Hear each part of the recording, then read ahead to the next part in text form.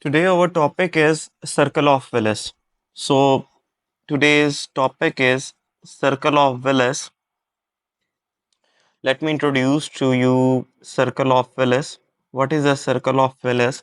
Actually, the blood is going towards your central nervous system by two systems. Okay, one is the carotid system, which is the anterior system, and second one is the posterior system. Okay, so I'm saying actually of the total cardiac output, which is the 5 liter of the blood, 5 liter of blood, which is your total cardiac output.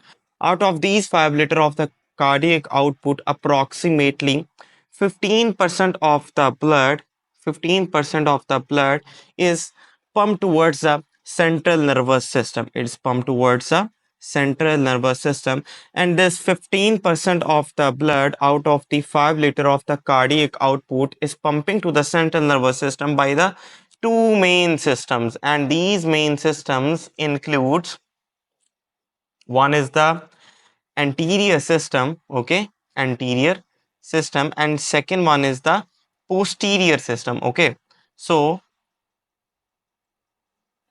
anterior system is also known as carotid system, and posterior system is also known as vertebrobasilar system. Okay, vertebrobasilar system. Okay, so just have a look on the let's have a look on these systems. So suppose first we have to understand two main sections we usually discuss in the anatomy. First is the sagittal section, and second one is the coronal section. So suppose this is your skull, and in this region your eyes, which are seeing in this direction. So and this region where my thumbs are placed, this region indicates the posterior surface of your skull.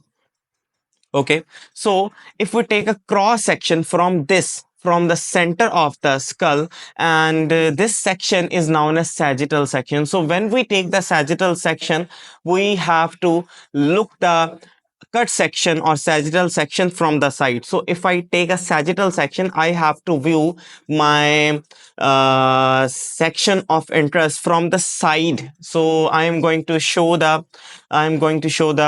side view of the skull. So this is your suppose, and before going forward, the main thing I also want to discuss is the fossa. Now, what is the term fossa? What is meant by the term fossa? So fossa means depressions. Fossa means depressions. Okay, so when we take the section of the skull at its base, for example, this is your skull and I take a cross section. So if I view from the superior side, I will see three fossas or the depression in the cranial cavity. One is the, for example, this is the cross section of your cranial cavity, and I am seeing from the superior view. This is a superior view. So in the anterior side there is an anterior cranial fossa, then there is a middle cranial fossa. Okay, then there is a middle cranial fossa. This is the body of the sphenoid, and this one is the posterior cranial fossa. So fossa means depression, or anterior cranial fossa is the middle cranial fossa, and posterior cranial fossa, these are the fossa depression present at the base of the skull. Okay, so now I'm going to show the sagittal section. Which section? Sagittal section. Suppose this is your beautiful nose. Okay, this is your beautiful nose, and here is your orbit of the eye. Here is your orbit of the eye in which your eyeball is located.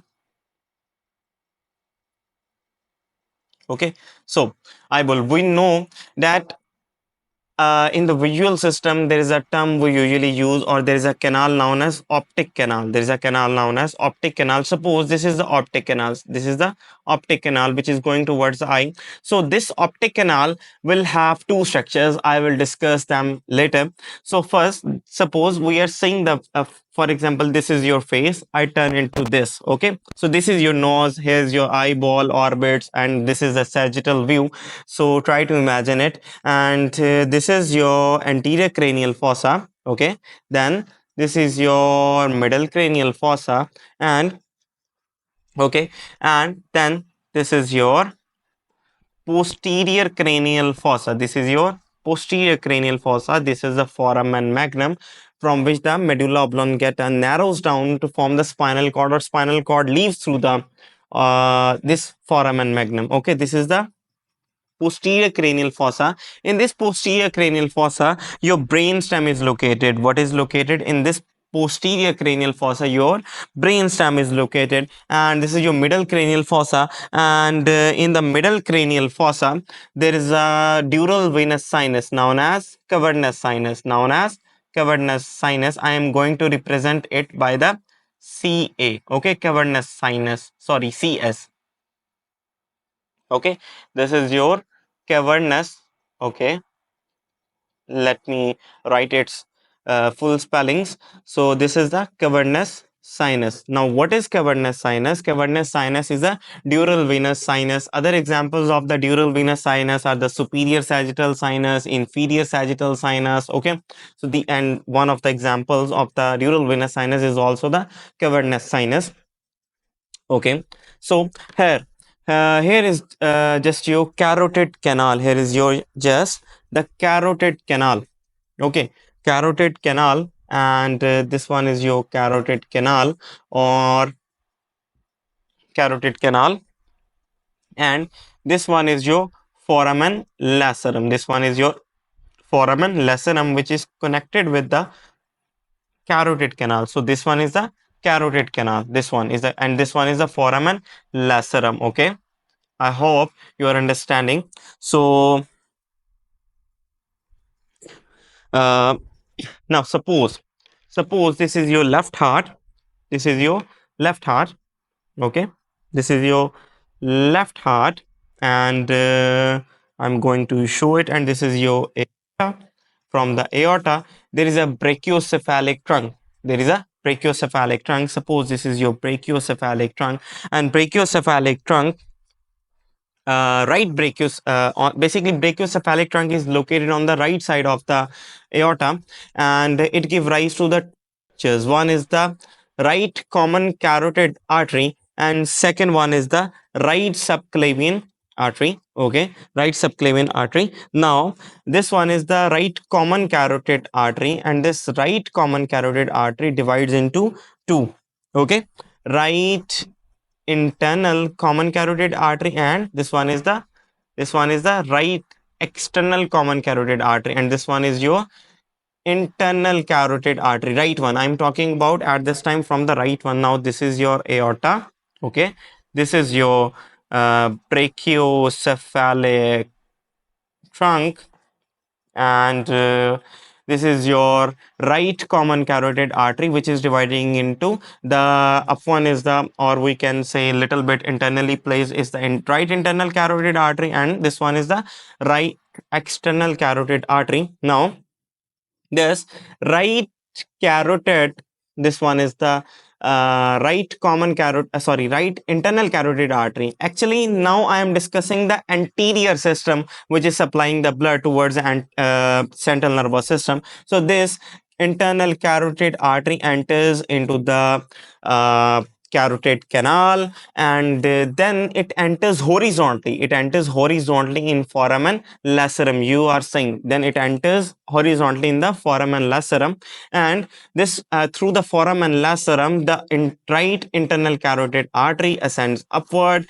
and then it enters into the middle cranial fossa. In the middle cranial fossa, the cavernous sinus is located, and it passes through the cavity of the cavernous sinus. So if I ask a question that what is passing through the cavity of the cavernous sinus, you can answer that one of the structures is the internal carotid artery. One of the structures is the internal carotid artery. Okay, I hope you are understanding. So let me set my camera. Okay, this is, and one is the other structure. Okay, I will discuss it later. Okay, forgot it. This is the internal carotid artery passing through the cavity of the cavernous sinus. Okay, and after emerging through the cavernous sinus, okay, after emerging in a cavernous sinus, it give rise to the three branches. It give rise to the three branches. Okay, one is the it give rise to the three branches. One is the uh, one is the ophthalmic artery. One is the ophthalmic artery. Suppose, okay, let me draw another diagram. Okay, so let's draw another diagram. So this is your anterior side of the face, and this is your beautiful nose. Okay, and here is your orbit of the eye, and this is your eyeball. Okay, and suppose this one is the optic canal. Suppose, okay, so actually in the optic canal two structures are passing. One is ophthalmic artery and second one is the optic nerve, which leaves the eye through the optic disc. Okay, we will discuss in the topic of the eye. Just remember that in the optic canal two structures are passing. One is the optic canal, sorry, one is the optic nerve and second one is the ophthalmic artery. So this is your anterior cranial fossa, this is your middle cranial fossa, and this is your posterior cranial fossa. And in the posterior cranial fossa, which one is located? Brainstem. Actually, midbrain, pons, and medulla oblongata collectively known as brainstem. And this is the cavernous sinus, which is the dural venous sinus. One of the examples of the dural venous sinuses. Okay, so suppose, and this is your carotid canal, and this one is the foramen lacerum. Okay, why it is called foramen lacerum? Because it has lacerated appearance, lacerated appearance. And suppose this one is your left heart. Okay, and this one is your aorta, and on the aorta brachiocephalic trunk is located, which give rise to the right common carotid artery. And this one is the right subclavian artery. And this right common carotid artery is dividing into the two arteries. One is the right internal carotid artery and second one is the right external carotid artery. So this right internal carotid artery first enters into the carotid canal, then it enters into the foramen lacerum horizontally, then it leaves the foramen lacerum vertically, and it enters into the middle cranial fossa. And in the middle cranial fossa, uh, cavernous sinus is located. It enters in the cavernous sinus and it passes through the cavity of the cavernous sinus, and after emerging through the cavernous sinus, it give rise to the three branches. One is the anterior branch, which is the ophthalmic artery. This one is the ophthalmic artery. I hope you are understanding or getting my point. So this one is your ophthalmic artery, which is the anterior branch, and two other branches. One is the posterior communicating artery. One is the posterior communicating artery, and second one is the okay. One is the posterior communicating artery.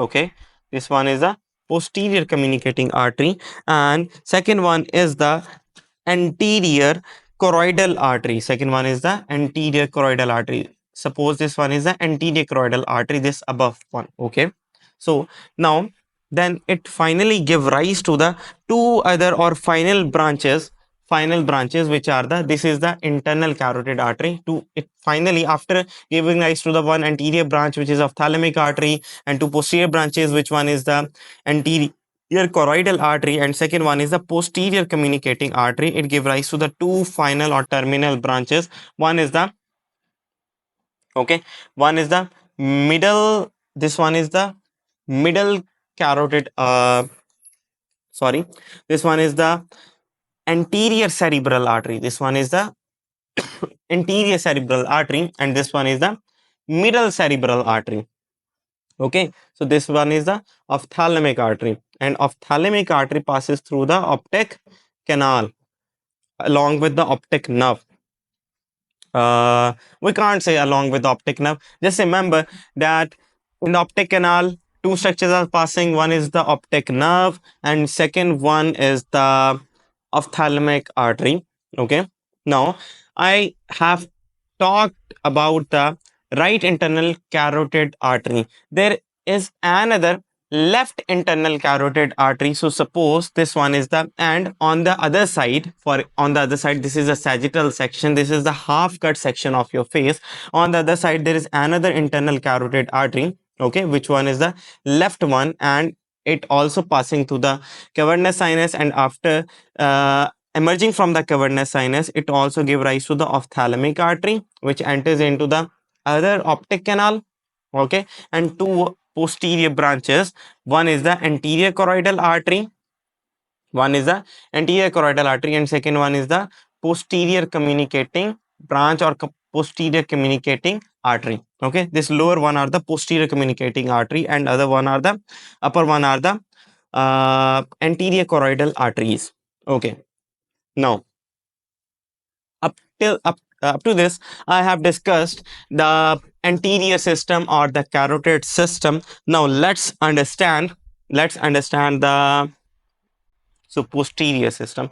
So suppose for some minutes forgot this posterior cranial fossa. Forgot this posterior cranial fossa. Suppose I have removed this for just understanding purpose. So there are some other arteries which are passing through the cervical vertebrae, and these arteries are known as. Now suppose this is the one vertebral artery which is passing through the cervical vertebrae, okay, and this one is another. These two one is this vertebral artery, and second one is this vertebral artery, and these vertebral arteries join each other at the pontomedullary junction. This one is the pontomedullary junction, and when the two vertebral arteries join each other, they give rise to the basilar artery. Now this one is the. Okay, so this is a basilar artery, and this basilar artery give its terminal final branches in the cranial cavity after entering into the posterior cranial fossa. Suppose this is your posterior cranial fossa. I will draw another diagram for your better understanding, but please now understand the posterior system. The two vertebral arteries are passing through the vertebral uh, through the vertebral column in the cervical region only, and they join each other at the pontomedullary junction, the junction where the pons and medulla are joining each other, and they form the basilar artery. And in the posterior cranial cavity, this basilar artery give rise to its final branches, which are the posterior cerebral arteries. These are the posterior cerebral arteries. Okay, I hope you are understanding or getting my point. Okay, so these are the posterior cerebral arteries, PCA. This one is the ACA, anterior cerebral artery. This one is the MCA, middle cerebral artery. This one is the PCA, posterior cerebral arteries. Now the same, this one is the left internal carotid artery. It also give rise to its terminal branches known as anterior cerebral arteries, and this one is the middle cerebral arteries. Okay, so now these lower ones are the posterior communicating branches, and these posterior communicating branches or arteries are help in the communication or connecting the posterior cerebral arteries, this one with the internal carotid artery. So this one is another one posterior communicating artery. It is also connecting this internal carotid artery with the posterior cerebral arteries. Okay, this one is now these one are the anterior cerebral arteries. These one are the anterior cerebral arteries. Between the anterior cerebral arteries, there is another communicating branch. This anterior communicating branch is also known as anterior communicating artery, or we simply say this one is the anterior communicating branch or anterior communicating artery. Now remember that uh, from the from this basilar artery, there is some branches, there are some branches which are coming. For example, one is the ICA, which is a branch of the basilar artery. Suppose this is your ICA. ICA means anterior inferior cerebellar artery. So no, remember, these are the cerebral arteries. This is the posterior cerebral arteries. It means it is supplying the posterior surface of the cerebrum. But this one is the anterior inferior cerebellar artery. It means it is supplying the inferior region of anterior side of the cerebellum, which is a part of the hindbrain. Okay, and cerebrum is a part of the forebrain. This one is the ICA, and there is another branch which is the pica. This one is the pica. Okay, this one is the pica. Pica means posterior inferior cerebral artery. These are also two in number. So remember, ICA is a branch of the basilar artery and pica is the branch of the vertebral artery. Pica is a branch of the vertebral artery, and